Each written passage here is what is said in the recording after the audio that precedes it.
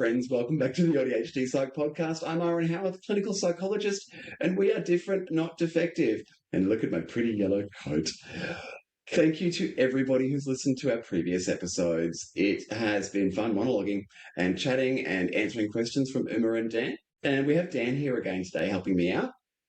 And we really appreciate everyone's support on our social media, Instagram, Facebook, TikTok now. And those of you who have liked, followed, subscribed, and left us ratings on streaming platforms, if you haven't already and you have a chance, please do. We really appreciate it. Or follow us on our Instagram. Last week we had a bit of a chat about impacts in different areas of life. And this week, we're sort of tuning in a little bit on rejection sensitivity and what we refer to as rejection-sensitive dysphoria. As I mentioned, Uma's not here today, so I've got the delightful Dan is giving me a hand and going to ask me questions and help keep me on track. So I'll hand over to Dan. Dan, what was our first question? So this one's about emotional dysregulation and rejection sensitivity. Can you talk about what emotional intensity actually feels like and what's happening in your body when emotions hit? So emotional intensity, that experience is different for everybody, as is every experience. What emotions are actually in our body in my clinical practice when I'm trying to describe emotions to people, the framing that I use is emotions are our integrated experience of our body's response to our cognitive appraisal of our context. And by context, I mean both my past history that leads into how I perceive things now and my current context, my current perspective, the current environment that I'm in. So, for example, if I perceive a challenge in the environment, my body needs to respond to that challenge in some way. That's a cognitive appraisal to see that it's a challenge. But it could be a positive challenge, a motivational challenge, a growth opportunity, or it could be a threat, a physical threat to my safety. Or a perceived threat to my safety. If it's positive, I'll experience excitement. If it's negative, I'll experience the fight, flight, fear, fawn, or flop responses.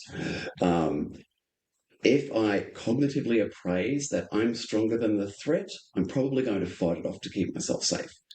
If I appraise that it's stronger than me, but I'm strong enough to get away, I move into flight. If I perceive that I'm not strong enough to get away, but I can hide, I'll hit the freeze response and hope that it doesn't see me. If none of those are my perception of myself, if I appraise that I'm not going to get away, I can't hide from it, I'll lean into a bit of social accountability. I'll beg for my life. And finally, and here we're moving from that activated side into what we see depression underpinned by hopelessness. If I believe I can't get away, and the predator, for example, in an evolutionary sense, has got me, I'll not be there. I'll dissociate and my body will cease responding. In those first couple of activated safety responses and excitement, my body wants to do very similar things. I need to activate and move. Heart rate increases, breathing increases, and that's to get oxygen into my blood and pump that oxygen around my body, to my muscles, to my brain for thinking. There are cognitive differences that come into play. My eyes do different things. Interesting for those of you out there who experience IBS and similar gut issues. One of the biological responses to activation for fight, flight, fight and flight particularly, is digestion costs a lot of energy. And so I want to use that for the fight or the run away. So I'm probably going to stop digesting. But also, if I need to run away, I want to weigh as little as possible. So I'm probably going to try and evacuate what's in there as well. If I need to fight, I'm probably going to want that energy later. I don't need to get rid of it. So I'll have a slightly different experience in my stomach there. But that probably links into why a lot of neurodivergent people experience IBS, because it is probably consistent with our body's anxiety response. So bringing myself back on track, there are those responses that are literally our body getting ready to do something or not in response to what I see about myself in my context. How I see my current context is influenced by my past CBT core beliefs, schema therapy schemas, that type of influence on how I experience the world now. Could you ask me the question again? Because I went on a massive tangent there. No, okay. I think you've actually covered it quite well. So The question was about emotional dysregulation and rejection sensitivity and emotional intensity, what it feels like. Yeah. So just tapping into the emotional intensity, so that will vary by person, but also, there's so many different parts to that rejection sensitivity. One, I have lots of experiences of rejection in the past. Often as a neurodivergent kid, that's one of the most common complex stresses that I see. We have this current history of real and perceived rejection, to the point that we will be impulsive and say the first thing that comes to mind. One, because we're impulsive. Two, because we don't clock that you have a different social expectation about how to respond to. How do you like my new haircut that somebody did with a blindfold on?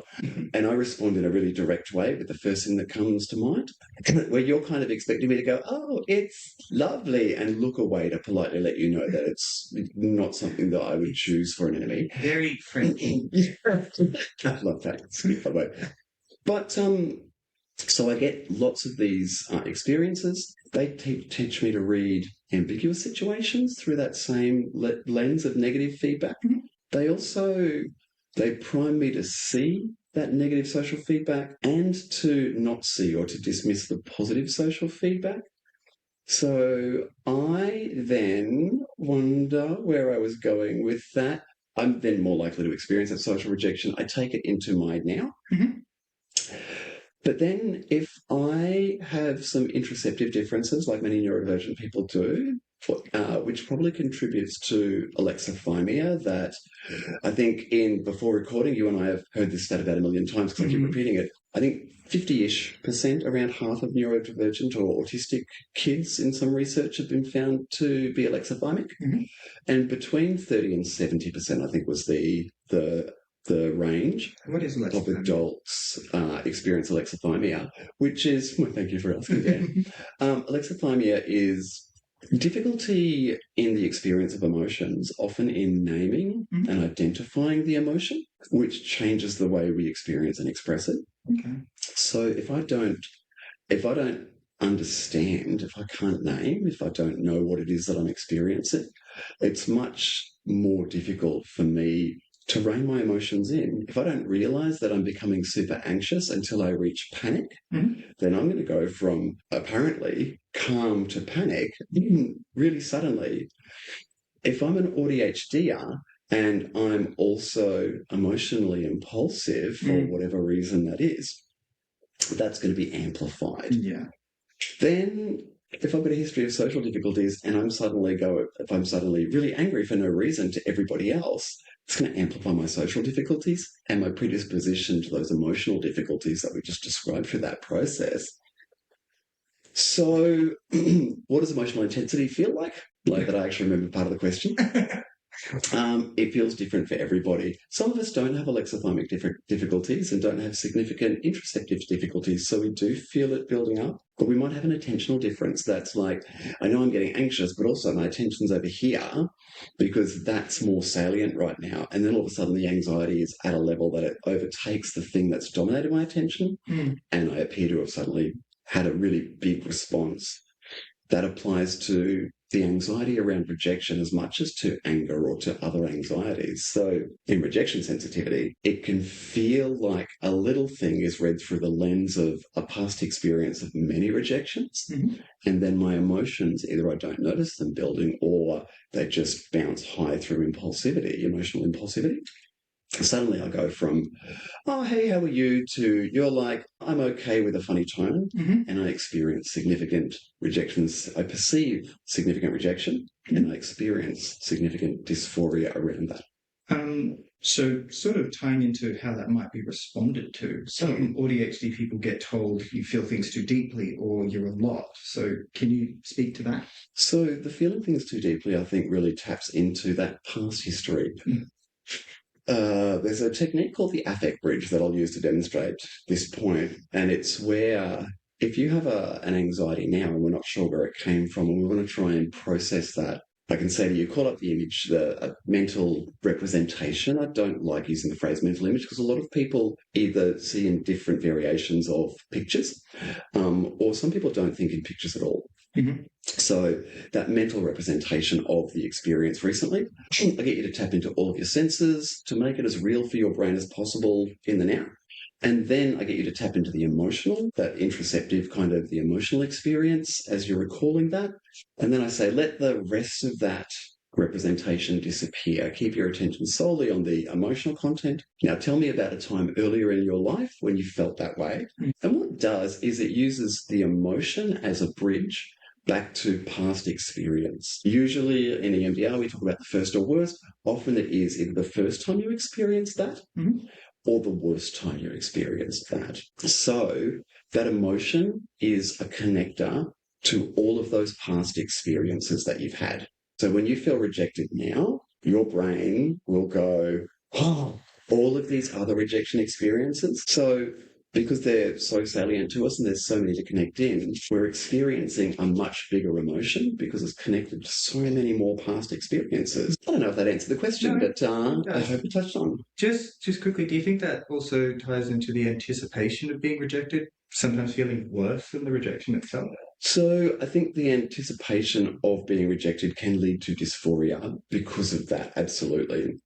And then the rejection, whether the rejection happens or not, doesn't change the experience of what we call rejection-sensitive dysphoria. And I hasten to point out rejection sensitivity is a construct that's quite well accepted. Rejection-sensitivity dysphoria is more of a conversation in community. It's not a formal diagnosis. Pardon me.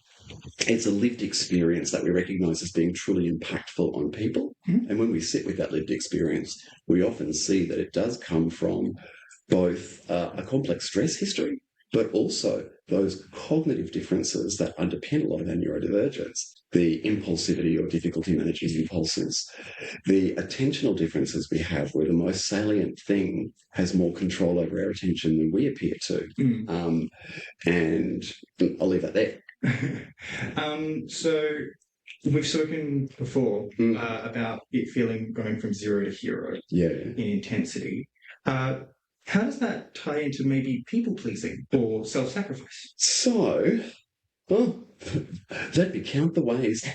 Let me think of the most succinct way to answer this, which is not my go-to. How does that sort of history and rejection sensitivity play into people-pleasing? So first of all, I'd start off with, I do not have an issue with people-pleasing at all. I'm a people-pleaser for a living. As a psychologist, my job is to make people, or to try and assist people in having a better experience of their life in their context. That is a people-pleasing. I think when we talk about people-pleasing more broadly, what we actually mean is self-sacrifice. When I'm meeting your needs, without meeting mine anyway, and often without a real sense of agency in that. Often it's not, I'm choosing to self-sacrifice because I have the privilege to. It's more, I feel that I have to self-sacrifice to keep myself safe. So if I've experienced social exclusion my whole life, then I might feel that for me to be included, my social needs don't need to be met, or they need to be deprioritized because I have to keep you feeling important or prioritized. And in so doing, deprioritize myself for me to be included. And when I do that across my entire life, it is a contributor to all of the stress and masking and the burnout ingredients that lead to autistic burnout and the significant difficulties in recovering from that. So you've talked in previous episodes about AuDHD thinking overlaid with interpersonal stress, looking a lot like borderline characteristics. Does rejection sensitivity feed into that same pattern? So I think, absolutely. I think that I've talked also about sort of an AuDHD state of mind before, where we tend to think not just about the thing immediately, but about the orders of effect, the things connected to that. It's not, I've got to take my computer to the shop to get fixed. It's, I've got to take my computer to the shop to get fixed. And if I'm in burnout, for example, it's, but then I've got to get up, and then I've got to have a shower, and then I've got to choose clothes, and then I've got to dress, and then I've got to work out how to get to the new computer shop because my old computer shop's closed. So we're not thinking about a simple task like I've got to get to the shop, we're thinking about all of the little tasks in between now and then, and them all as one massive thing. So that can become problematic. I have lost my train of thought. What was the question again? Sorry, I found it again. Yeah. Thank you so much. So that kind of AuDHD style of thinking in rejection sensitivity, if I have that past history, so I'll bounce back to the borderline description to give a bit more context for people who haven't seen that episode or listened to that episode. So, and by no means do I suggest that borderline does not exist exclusive of this. However, there are a number of people that I have come across clinically and personally who have been diagnosed with borderline personality disorder. And when we look at their characteristics and their expression of their neurodivergent characteristics in the context of their early life or chronic or ongoing interpersonal stress and trauma, it expresses very much as borderline personality disorder expresses. And arguably what we call personality is probably the expression of cognitive characteristics in a context, but that's not a evidence-based research thing. That's literally my observations. So that's the kind of framework we're looking at here. Now, looking at rejection sensitivity, can that work in the same way? I would say yes. And rejection sensitivity, we do actually see that experience in a lot of people with borderline personality disorder. Borderline comes with this central self-belief, self-concept that I'm broken and I'm not good enough and, I'm excluded and rejected, and I fear that rejection. So I do what I need to do to be included. We talk about idealization and devaluation in borderline. And as long as you kind of make me feel good about myself, and this is not people being deliberate about this is a defensive structure that's been built up. As long as you make me feel good, I think you're amazing. I paint you as an angel, but if you disagree with me, then you kind of feed into this negative self-belief and you reinforce that, and you suddenly become a demon to me. And that must be so hard. That's such a difficult space to live in for people. And I don't want to buy into this dreadful narrative about borderline people being somehow bad people, because they're not. They're people with a really significant history they're doing their best to manage. It just happens to be hard for the people around them. So rejection sensitivity in borderline and outside of, very much the same thing, because my rejection anxiety that leads to that sensitivity is also related to my self-concept and my self-esteem. How valuable do I think I am to other people and myself? And how whole do I think I am? If it's a negative response or an unhelpful response to both of those, then my anxiety is going to fill in the gaps, and I'm going to read ambiguous situations through the lens of exclusion and rejection. But I'm also, as discussed, I'm not only just primed to see the rejections and to read ambiguous cues as rejections, I'm also more likely to dismiss positive social cues. I'm going to walk into a room, see 3 people looking up and frowning, or looking up and looking away, and read those as rejection, and miss the 2 people that looked me in the eye and smiled, probably because I have some social anxiety as well, so I looked down and didn't see their eyes. I'm doubly more likely, quadruply likely, to actually experience rejection. One part through actual rejection, one part through non-rejection that could have been rejection, ambiguous, and one part through not receiving that positive inclusion cue. So you've talked about the NICE framework before, the interest, challenge, emergency. I love the NICE framework. It makes me moist. It makes me so happy. For anchoring ADHD attention, can the same framework be used for emotional dysregulation? So absolutely, and I love that. I love the throwback to anchoring attention to the ADHD is out there: novelty, interest, challenge, and emergency. And if we think about those things, we can actually tie a bit of them back into that conversation about emotions and our body's response to our cognitive appraisals. But I'll leave that link there. If Dan wants to send us an email or question that one, I'm happy to answer. It's really good for those of us who are not importance-based with our attention. We're more salience-based. And by that I mean planning an organisation requires me to notice what are the important things to do right now and prioritise those. Salience-based attention, or interest-based attention, sometimes we call it. I see the thing that stands out to me right now. That's what my attention goes to. As ADHDers and AuDHDers, we are innately really good at, whether it's through disorganisation or whatever the cause is, getting to the last minute and having to do the thing really quickly, really suddenly. That's the emergency part of the NICE framework. That's anxiety kicking in. I need to get it done so I can anchor my attention. It's making the thing the most salient to me because there are repercussions. But I can use novelty, new things, I can use interest, and I can use challenging things that are growth challenge, not anxiety challenge. So that's to anchor my attention, which can help motivate me. In the context of rejection sensitivity or big emotions that a lot of us can have regardless, if anyone's wondering about the noise that I just make, it's because our dog Cersei is just sitting on Dan's lap and is being gorgeous, and Dan is slightly kicking me. A wonderful job of managing being kicked by her while she's being all cute on their lap. So, it's the NICE framework. Not only can it be good to anchor our attention and motivate, when I've got big emotions, for a lot of neurodivergent people, just calm down is the opposite of help. Just bring your attention to your breath can actually be really triggering for some neurodivergent people. Ground yourself can be really unhelpful because, again, salience-based attention, the biggest problem right now is the thing that's made my emotions big.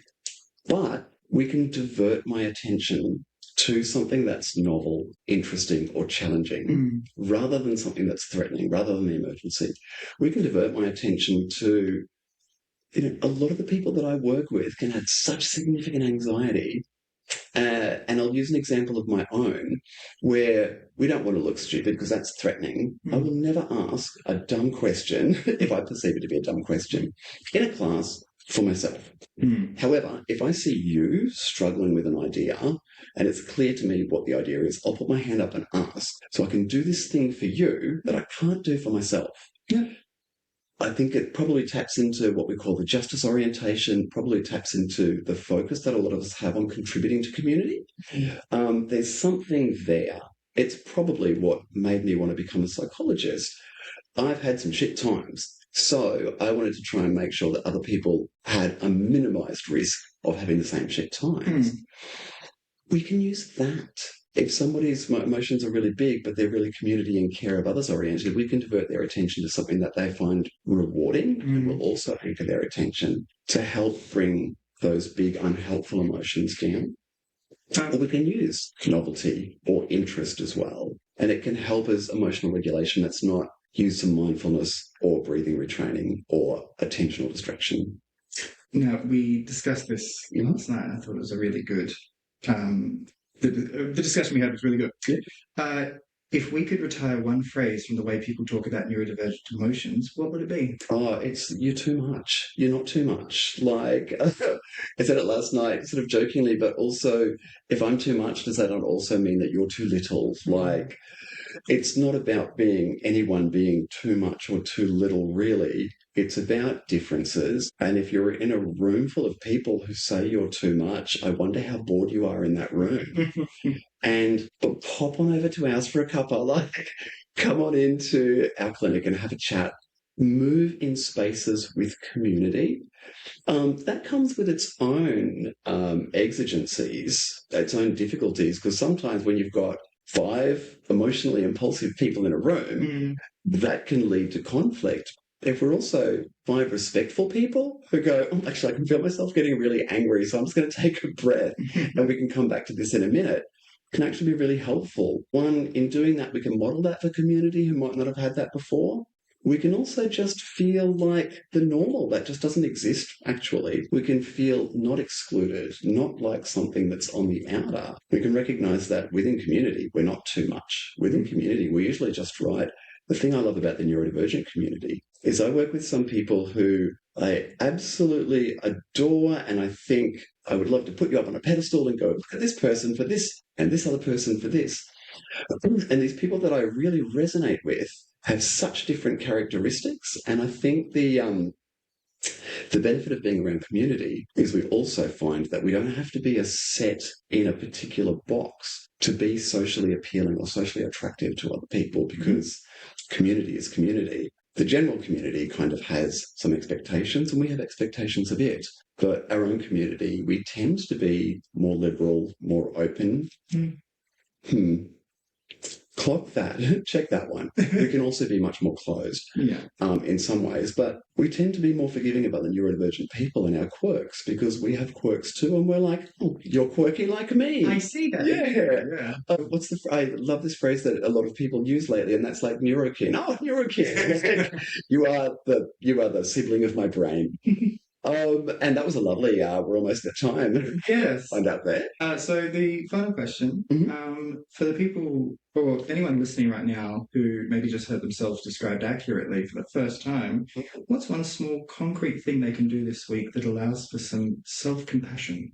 Self-compassion. Remember that if you're experiencing rejection sensitivity, for example, remember that this is not a thing that's just come out of nowhere.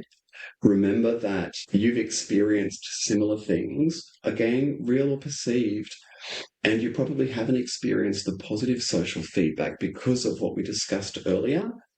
And you're just a person responding in an understandable way to your context. You're not too much. Does the response sometimes not serve us? Yeah, sure it does, but it's not coming out of nowhere. It's coming from somewhere that we can probably track if we look hard enough, and recognizing that that just makes you human, like everybody else in the world. And in that we are included, because everybody can be a bit extra from time to time. So just, honour you and who you are, and the fact that you're not doing this on purpose. You're not trying to make the world inconvenient to the people around you, which is the implication of you're too much. Said it before, I want to say it again, you're just the right amount. Awesome. Thank you. Well, on that note, it's come to the end of this week's chat/monologue/deviation from deviation tangents. Thank you, everybody, for listening in again, and we look forward to a chat next week. See ya.